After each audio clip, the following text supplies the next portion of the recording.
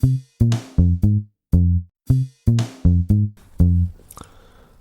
दोस्तों। Market open होने वाला है, तो हमने डिसाइड किया था कि मार्केट अगर फ्लैट खुलता है या फिर थोड़े मोड़े गैप अप के केस में या फिर गैप डाउन तो बड़ा भी हो सकता है, तो हम सेलिंग साइड के सेटअप को देखने वाले हैं। लेकिन गैप अप हो रहा है बहुत बड़ा, कम से कम भी 1% से ऊपर का गैप अप हो रहा है। तो बड़े गैप अप के केस में हमने बोला था कि हम सेलिंग का ट्रेड नहीं डिसाइड कर सकते, क्योंकि ये जो बायर्स बैठे होंगे अगर, तो वो भी अब बाइंग उसमें आ गए हैं, प्रॉफिट में आ गए हैं। तो उनको यहाँ से डायरेक्ट अब कैसे टारगेट करेगी मार्केट? उनके एसएल यहाँ पर क्लोजिंग के नीचे पड़े होंगे या फिर इसके नीचे पड़े होंगे, राउंड नंबर के नीचे। तो डायरेक्ट यहाँ पर मार्केट इनको ऐसे टारगेट नहीं कर सकती है। अगर यहाँ पर ओपन होती तो उनको डायरेक्ट टारगेट कर सकती थी, तो एक सेलिंग का मोमेंटम हमें मिल सकता था। तो अब हम उस हिसाब से प्लान नहीं कर सकते अभी। अब जो चार्ट बनेगा उस हिसाब से हम प्लान करेंगे। यहाँ पर हम सेलिंग तो नहीं करने वाले। हमने डिसाइड किया था कि अगर फ्लैट खुलता है या फिर गैप डाउन खुलता है या फिर थोड़ा मोड़ा अगर गैप अप होता है तो हम सेलिंग साइड के सेटअप को देखेंगे। लेकिन मार्केट ने गैप अप ज़्यादा ही दे दिया है, तो यहाँ से मार्केट इन बायर्स को टारगेट नहीं कर सकता, इन बायर्स को। और जो ये बायर्स हैं यहाँ पर मे बी वो निकल चुके होंगे इस मोमेंटम में, क्योंकि अगर ये बायर्स अगर होते तो मार्केट इतना गैप अप ना दे पाता। फ्लैट खुल के या फिर गैप डाउन का केस सबसे बढ़िया रहता अगर इनको टारगेट करना ही था मार्केट ने। तो यहाँ पर ही जो ये बायर्स बायर्स हैं ये बढ़िया बायर्स हो सकते हैं, तो फिर इन छोटे मोटे बायर्स को उन्होंने निकाल दिया होगा मे बी, तभी उन्होंने गैप अप दिया इतना। उनको निकाल करके फिर अब मार्केट ऊपर गैप अप खुल के ऊपर जाने की ऊपर जा सकता है। तो हम इनके साथ चलने वाले हैं, इन बायर्स के साथ। यहाँ पर जो बायर्स बैठे इनके साथ हम चलने वाले हैं। तो हम यहाँ पर देखो, अगर थोड़े मोटे बायर्स भी आए भी होंगे गैप अप को देख करके, उनको एक नीचे रिजेक्शन दे रहा है, कितने छोटे छोटे कैंडल बना करके नीचे आने की कोशिश कर रहा है। तो यहाँ पर सेलर्स को थोड़ा ऐड करेगा। फिर ऊपर एक रेजिस्टेंस बन रहा है, इस रेजिस्टेंस को क्रॉस कर सकता है मार्केट, एक बाइंग साइड के मोमेंटम आ सकता है। तो हम उस हिसाब से बाइंग का प्लान करेंगे। अभी प्रीमियम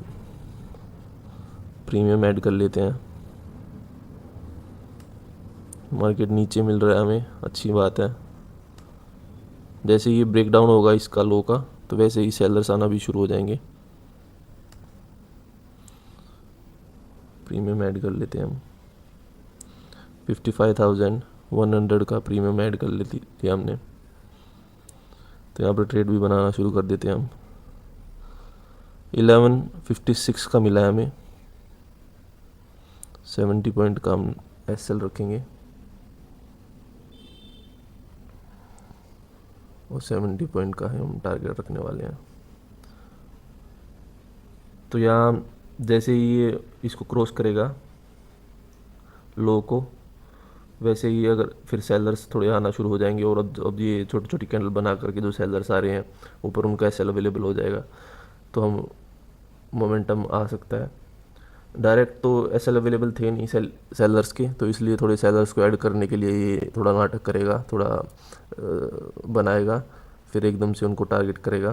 क्योंकि अगर ये बायर्स को टारगेट करना होता मार्केट को, या तो फ्लैट खुलता या फिर गैप डाउन खुलता। थोड़ा बहुत गैप में भी चल सकता था, लेकिन इतने बड़े गैप में इनको टारगेट कर ही नहीं सकते अब हम। और मार्केट भी मोमेंटम धीरे धीरे नीचे का कर रहा है, तो यहाँ पर सेलर्स को ऐड करेगा, फिर उसके बाद एक अपसाइड का मोमेंटम दे सकता है। यहाँ पर ये बायर्स अब नहीं निकलने वाले, और यहाँ पर जो बायर्स होंगे वो उनको पहले ही थोड़ा सा रिट्रेसमेंट कर चुका है। हो सकता है कि वो भी रह गए हो, लेकिन वो भी अब नहीं निकलेंगे इतने बड़े गैप अप के बाद। वो थोड़े मोड़े प्रॉफिट बुक कर सकते थे, वो मार्केट खुलते ही प्रॉफिट बुक कर सकते थे, लेकिन अब वो नहीं निकलने वाले। अब वो उनके एसएल भी यहाँ होंगे, तो मार्केट को यहाँ से यहाँ आने में बहुत प्रेशर लगाना पड़ेगा। वैसा हो नहीं सकता है, तो वैसे काम करता नहीं है मार्केट। अगर उनको टारगेट करना था तो डायरेक्ट इधर खुलना चाहिए था, या फिर डायरेक्ट गैप डाउन होता तो सबसे बढ़िया, उनको अच्छे से डर लगता, फिर अच्छे से वो फिर आता उनके अंदर और फिर वो भागना शुरू करते, फिर एक डाउन साइड का मोमेंटम आ सकता था। अभी हमने बाइंग साइड चूज़ किया है। अभी देखते हैं, प्रॉफिट भी चलना शुरू हो गया। 35.39 मिल रहे हैं हमें, एक बढ़िया एंट्री की हमने। यही होता है, अगर एंट्री बढ़िया हो तो सीधा ही प्रॉफिट दिखाना शुरू कर देता है, हमें लॉस नहीं देखना पड़ता।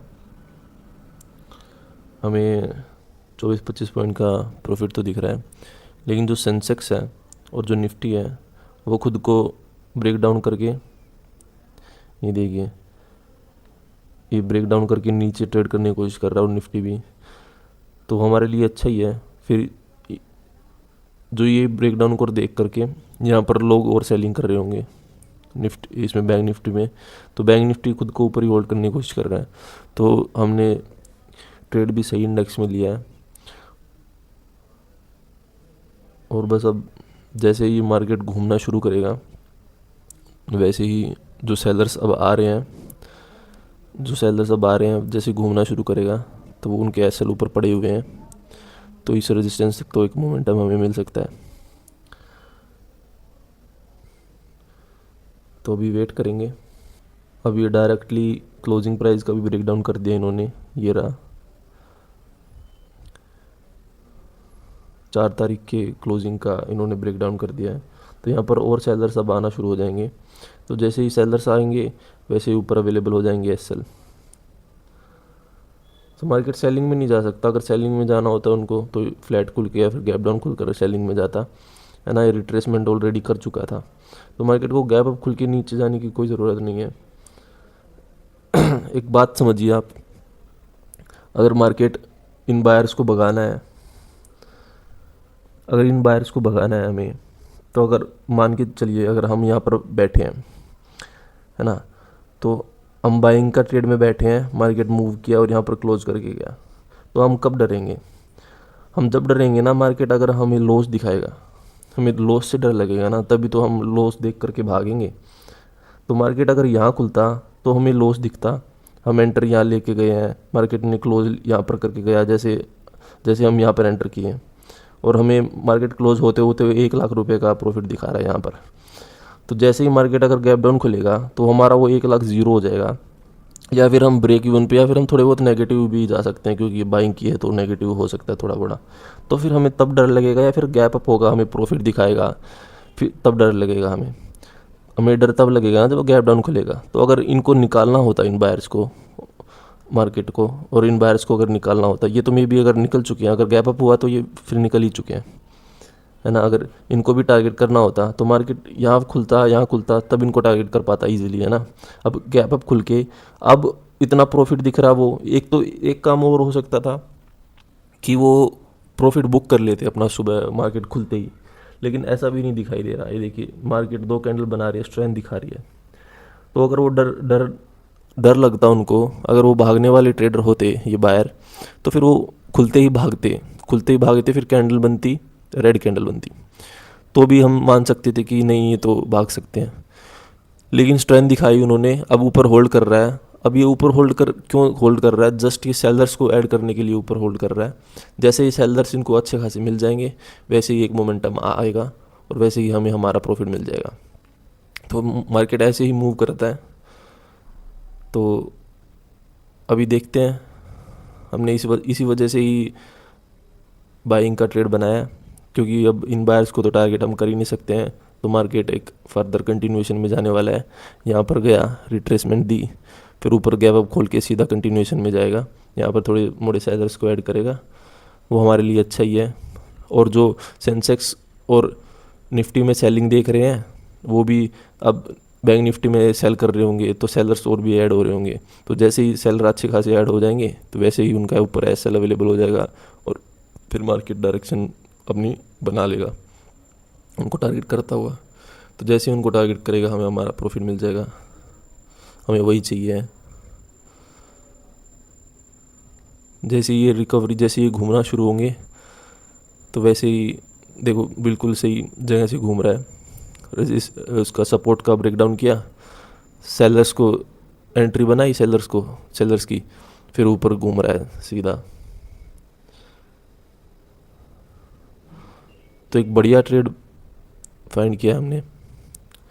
मुझे लग रहा है इस आज वाली ट्रेड में तो प्रॉफिट होना ही चाहिए, और नहीं भी होता तो हमारे पास एक है एसएल जो हमने लगा रखा है 1086 पर, जो ऑटोमेटिक एसएल कट जाएगा, हमारा सिस्टम पे लगा रखा है हमने। सो अभी 40 पॉइंट के आसपास का हमें टारगेट प्रॉफिट दिख रहा है। तो आज मुझे लग रहा है बढ़िया से सेलर्स को ऐड करेगा तो एक हमें बढ़िया टारगेट हमें मिल सकता है। जैसे ये मूव करना शुरू होगा, जैसे ये ब्रेकआउट देगा ना अपने इसका, तो वैसे ही एक बढ़िया मोमेंटम हमें मिल सकता है। सो मार्केट हमें थोड़ा अच्छा खासा लॉस देने की कोशिश कर रहा है। 43 पॉइंट्स का लॉस हमें दिख रहा है। ब्रेक डाउन भी कर दिया मार्केट ने इसका।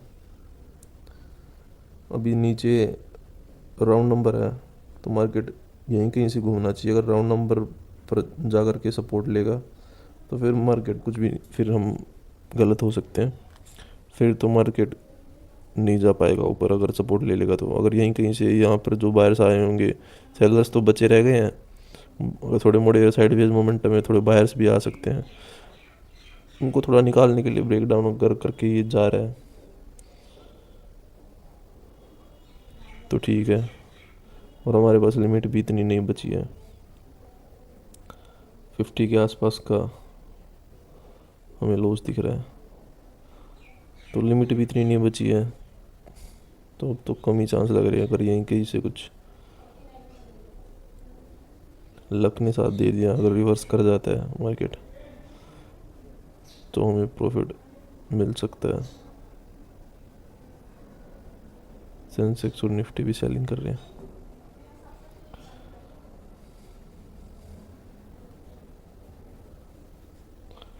दस 15 पॉइंट्स की लिमिट बची है, अगर लिमिट क्रॉस होती है तो हम नहीं रुकने वाले हैं, सेल ले करके जाएंगे। एसिलेट हो गया हमारा, एग्जिट हो चुके हैं हम यहाँ पर 70 पॉइंट पे। सो हमने ट्रेड क्यों बनाया था? हमने ट्रेड इसलिए बनाया था, इन बायर्स को टारगेट हम कर नहीं सकते हैं और इनको भी नहीं कर सकते। मार्केट गैप अप हुआ है, अगर इनको टारगेट करना होता तो फ्लैट या फिर गैप डाउन होता, इनको इजीली टारगेट कर सकते थे। तो मार्केट जैसे यहाँ पर होल्ड कर रहा था, सेंसेक्स और निफ्टी नीचे ब्रेक डाउन कर रहे थे और धीरे धीरे छोटी छोटी कैंडल बनाकर नीचे जाने की कोशिश कर रहे थे, तो यहाँ पर सेलर्स आ रहे थे, तो यहाँ पर भी सेलर्स आ रहे थे, तो उन सेलर्स को ऊपर एक रेजिस्टेंस भी है, तो इसका ब्रेकआउट हमें मिल सकता था। तो इन सेलर्स को टारगेट करने के लिए हमने एक बाइंग साइड के सेटअप को आइडेंटिफाई किया, इन बायर्स के साथ जाने की ट्राई की, क्योंकि ये अच्छे बायर हो सकते हैं। तभी मार्केट ने इतना गैप अप दिया है, लेकिन मार्केट ने ब्रेक डाउन करके ट्रैप किया, तो अब ये मार्केट हमारा ऐसे ले चुका है। अब ये मार्केट ऊपर भी जाता है तो भी हमारे कुछ काम का है नहीं। सो आज के लिए इतना ही।